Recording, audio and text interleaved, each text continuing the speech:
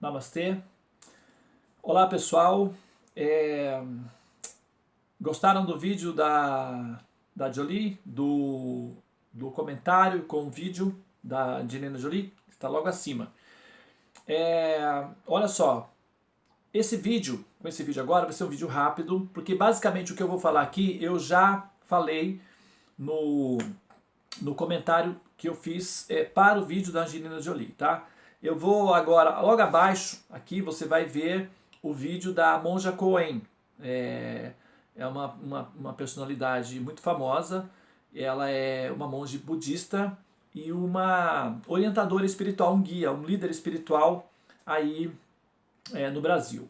Então eu peguei uma fala dela que é a respeito do processo do que vem a ser o budismo, que é uma religião em que não se admite o conceito de Deus.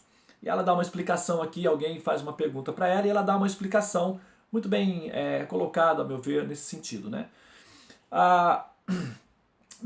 No vídeo a explicação que ela dá é justamente aquilo que eu havia falado no comentário da Angelina Jolie. Ou seja, o princípio fundamental, o princípio geral para todos os seres em termos de evolução, que é aquilo que nos une, aquilo que seria capaz de unir o muçulmano com o cristão, com o budista, com o Hare Krishna, com o shintoísta, com o sufi, com o esotérico, com o espírita. Qual seria a qualidade que nós temos em comum que uniria ateus humanitaristas, que aí tem a diferença, né?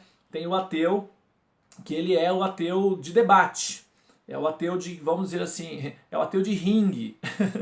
Esse ateu de ringue, o ateu de debate, ele não é muito maduro. Ele, na verdade, ele só quer provar para todo mundo que ele é um cara super inteligente, que ele derrota qualquer um e tal. Então é o ateu de ringue. E esse daí, ele ainda é como se fosse um calouro no processo, né? Ele vai ainda amadurecer. Agora, o ateu, o chamado ateu de ringue, seria no caso o neo-ateu, né? Mas o ateu humanitarista, aquele que realmente trabalha para o bem-estar da humanidade, esse daí ele já é um ateu evoluído, é um ateu maduro, esse merece o nosso respeito, a nossa consideração e, claro, inclusive a nossa cooperação, no sentido da atividade em que ele realiza. Que é o caso da própria Angelina Jolie, como eu dei de exemplo, né? Agora, aqui no assunto da Monja Coen, já está lidando com uma outra classe de ateu, que é o ateu que seria o ateu o buscador, né? Aquele que está realmente buscando um sentido fundamental para a sua própria existência, mas que não quer incluir a ideia de Deus justamente pela confusão que é assumir a postura da ideia de Deus, e não é fácil também compreender a possibilidade da existência de Deus enquanto pessoa. Não assim, o fato de haver uma propaganda negativa a respeito de Deus enquanto pessoa não necessariamente desqualifica o absoluto de ser uma pessoa. É como, por exemplo, quando você lava o bebê, você dá o banho no bebê, a água ficou suja. Aí o que acontece? Você pega a banheira e joga a água fora com o bebê junto. Você não faz isso, né? Porque não é adequado fazer isso, não é o procedimento. Você vai perder o bebê, que é valioso. Da mesma forma, se alguém está com cataratas, para resolver o problema das cataratas nos olhos, não é arrancando os olhos que vai resolver o assunto. Você pode tirar apenas as cataratas, né? E o assunto vai ser resolvido. Da mesma forma, não é o fato de um mundo ter vivenciado uma propaganda negativa de Deus enquanto pessoa, partindo dos bhaktas, dos devotos de Deus pessoal, que são meio fanáticos e agressivos, e até mesmo por conta da própria teologia nos livros, com o princípio de fogo, que é violência e guerras, transmitiu para a humanidade uma ideia negativa de Deus. E o fato de essa ideia negativa de Deus, num certo sentido, que produz ateístas e críticos e muitas pessoas confusas, não significa necessariamente que o absoluto não seja capaz de ter uma personalidade, de ser uma pessoa, não é? Num certo sentido, apesar de que o argumento de que não há Deus ele seja, de certa forma, funcional até um certo nível, ele não pode ser adotado como um valor absoluto, como nós vimos na série de vídeos que nós já olhamos lá atrás, não é? Acontece que essa pretensão nossa intelectual, essa nossa imposição intelectual sobre o absoluto, ou seja, obrigando o absoluto a não ser uma pessoa, é uma espécie de ditadura filosófica, é uma ditadura teológica em que nós enquadramos o absoluto num conceito que nossa inteligência consegue assimilar unicamente usando a inteligência, sem necessariamente usar conceitos como devoção a um ser pessoal. Ou seja, do ponto de vista da inteligência, é mais fácil enquadrá-lo dentro da categoria em que a inteligência possa assimilá-lo enquanto possibilidade, ou seja, sendo um impessoal, sendo uma luz impessoal. Entender que o Supremo Absoluto ele pode assumir uma forma pessoal e ter uma forma pessoal, e inclusive gostar mais de ser uma pessoa do que ser uma luz espalhada em toda parte, é justamente limitar o absoluto. Ao contrário do que parece, né? Ao contrário do que se diz, que se Deus assumisse uma forma pessoal, ele se limitaria. E por que ele se limitaria? Se o absoluto assumir uma forma pessoal e quiser se manter como uma forma pessoal, por que ele se limitaria? Afinal de contas, o absoluto pode fazer o que quiser, inclusive ser uma pessoa e continuar sendo absoluto. Qual o problema tecnológico ele teria para resolver esse paradoxo de poder? Ele poderia ser, inclusive, supomos que eu fosse Deus, eu poderia assumir uma forma de átomo, se eu quisesse, poderia ser um átomo na forma de uma árvore, se eu quisesse, eu poderia assumir uma forma de árvore e ainda assim continuar sendo o absoluto, não teria nada que me impedisse de fazê-lo. Afinal de contas, qual é a vantagem de ser o absoluto se eu tenho que seguir as regras ditadas pelos conceitos humanos de compreensão de mim mesmo? Então, se os seres humanos estão me obrigando a ser apenas uma luz, eu tenho que seguir essa regra, é isso? Ou eu posso ser uma pessoa também? Quer dizer, a ideia em que Deus ele só pode ser entendido como luz e que não há um aspecto pessoal de Deus, é na verdade uma tentativa de negar a pessoa de Deus em função da mal compreensão dessa pessoa. É outro assunto, o fato de uma pessoa ter cataratas não significa que ela não possa enxergar direito, ou os olhos têm que ser arrancados. Então, de um modo geral, o pensador impersonalista, ele tem a tendência de compreender Deus com base nos recursos meramente da inteligência. E a inteligência, quando ela é aplicada em termos da sua concepção, em termos da tentativa de apreender o absoluto, ela se dissolve nesse absoluto e automaticamente ela se integra na ideia de absorver-se no absoluto, mas é apenas um limite da inteligência. Exatamente como um limite da matemática. Quando o nosso cérebro, que é o processador, lidando com o aplicativo, que é a matemática, para fazer cálculos em relação ao universo, chega um momento que a matemática colapsa e se transforma numa metáfora inatingível, ou seja, se transforma no infinito. Mas o infinito, como nós já vimos em algumas ocasiões, é um adjetivo para o colapso da matemática, quando utilizado pelo processador de 3 dimensões, que é o nosso cérebro. Então, com o nosso cérebro, nós conseguimos fazer operações matemáticas com uma certa elasticidade. E quando esse processador encontra aí o seu limite máximo de utilização do mecanismo, que é o aplicativo da matemática, ele então admite um colapso da matemática, que é o equivalente do infinito, ou seria uma dízima periódica. Agora, isso não significa que o aplicativo, enquanto matemática, não possa ir adiante. Apenas o processador, que é o nosso cérebro humano de 3 dimensões, é que não consegue dar sequência na operação. Da mesma forma, a inteligência tem um certo limite. Quando a inteligência chega num ponto, ela simplesmente admite o colapso e se funde na existência. Ou seja, ela não consegue ir adiante, ela só consegue entender esse ponto da existência que seria o absoluto impessoal. Entretanto, caso esse ser queira ir adiante na concepção de Deus, então é preciso de um driver adicional, chamado Bhakti, a devoção, e a interferência da pessoa suprema sobre esse coração que deseja ir adiante no processo. Mas para isso deveria valer a pena encontrar a pessoa. Essa pessoa a ser encontrada além da luz deveria valer a pena para haver entusiasmo.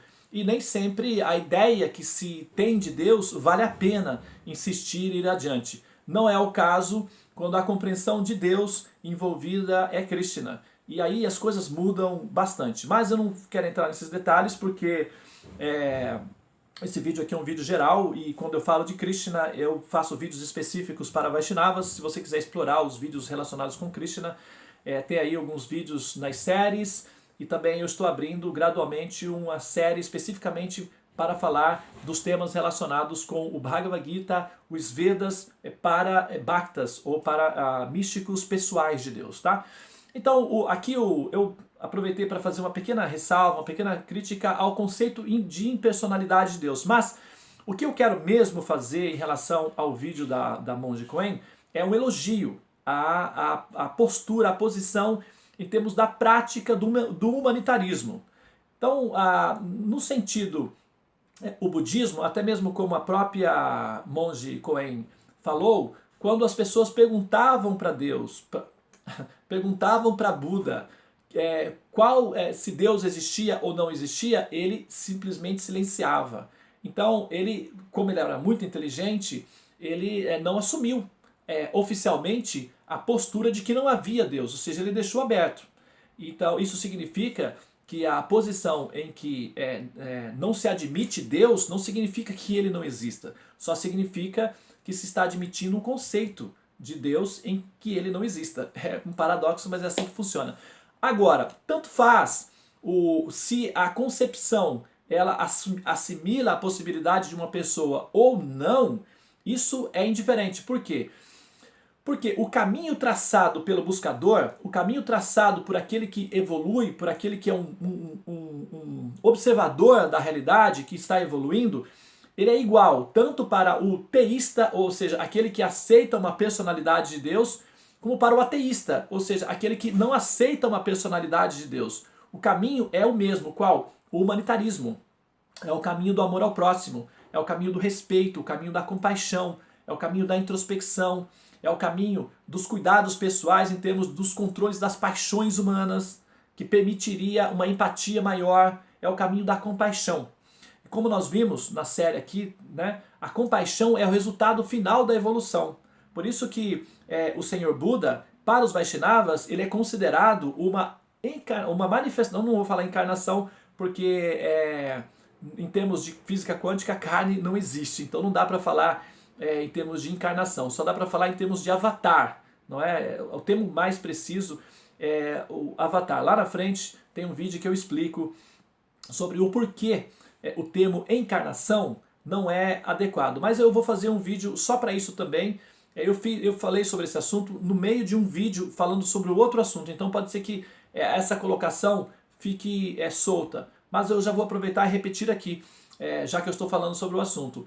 O conceito de encarnação, ele é muito complicado e difícil de ser assimilado, porque para que houvesse adequadamente o conceito de encarnação ou de reencarnação, deveria haver, primeiramente, carne, ou seja, deveria haver a matéria. Quando nós falamos de encarnação, nós estamos falando do materialismo, nós estamos assumindo uma postura materialista, ou seja, nós estamos admitindo a priori que a matéria é real, que a matéria existe, que a matéria é um fator, é um princípio objetivo, e que ela, portanto, seria aí não uma intuição, mas uma realidade objetiva. Os Vedas não admitem essa possibilidade. Os Vedas tratam a realidade que nós chamamos de matéria como sendo uma ilusão, ou seja, um princípio, o véu da ilusão. Em termos atuais, seria o princípio de simulação, um princípio holográfico, um princípio matemático metafórico. Então aquilo que nós entendemos como realidade é apenas uma metáfora de realidade baseada em princípios matemáticos, ou seja, um programa, uma realidade virtual. Sendo uma realidade virtual, não dá para falar em termos de encarnação ou de reencarnação. Por quê? Para que houvesse a encarnação, primeiro deveria haver a carne. Como a carne é uma combinação de átomos, que é uma combinação de neutrinos, que é uma combinação de cordas, que é uma combinação de vibração, que é uma combinação de ondas, que é uma combinação de princípios matemáticos e que no fim se dissolve numa metáfora, não dá para falar em termos de carne. Nos conceitos védicos, o termo usado não é encarnação, é avatar, é kshetragyan, se diz a alma corporificada, nunca se diz a alma encarnada, só se diz a alma corporificada.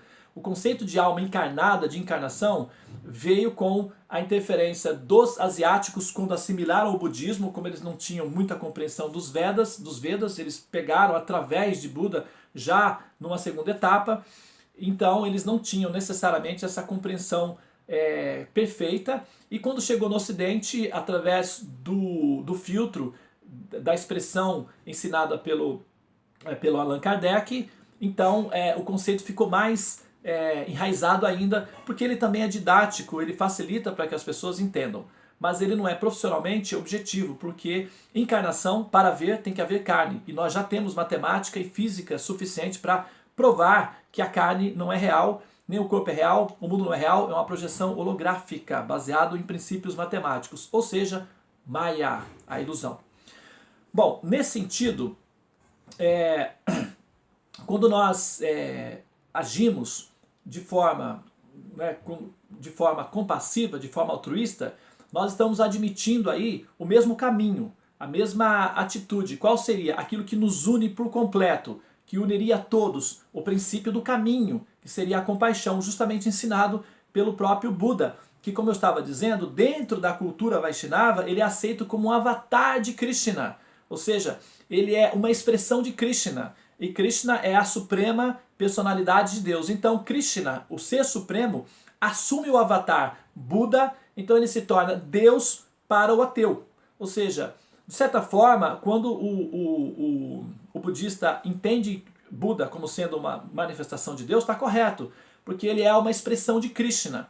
Krishna assume a forma de Buda e ensina princípios que levará o ser até ele através da negação dele mesmo. É um paradoxo, um truque utilizado e funciona desde que o praticante, o ser que está cultivando a ideia de evolução, pratique, desculpa, perdão, exercite o humanitarismo, que é o ensinamento fundamental de toda a doutrina do budismo. Nesse sentido, a doutrina budista ela é autêntica, ela é positiva, ela é muito bem-vinda na sociedade. Seria muito bom que assim, muitas pessoas se tornassem budistas, justamente pelo fato de que o budismo ensina uma coisa legal, uma coisa positiva, que é a compaixão e o humanitarismo. E o budista mais assim preciso, os budistas originais, eles costumam ser vegetarianos também, justamente pelo fato de a compaixão pelas entidades vivas o impedirem de matar e se devorar os animais. Até mesmo porque nós temos condições atuais de viver sem isso. Não é? Antigamente se usava o recurso de que as pessoas que moram na floresta ou que moram, sei lá, nas montanhas cheias de neves, que não tem nada para comer, teria que comer os animais. No passado era assim, hoje em dia não tem problema. Você vai numa montanha aí, na Índia, por exemplo, você sobe na montanha e tem lá uma lojinha com vários produtos vindo de várias partes do mundo.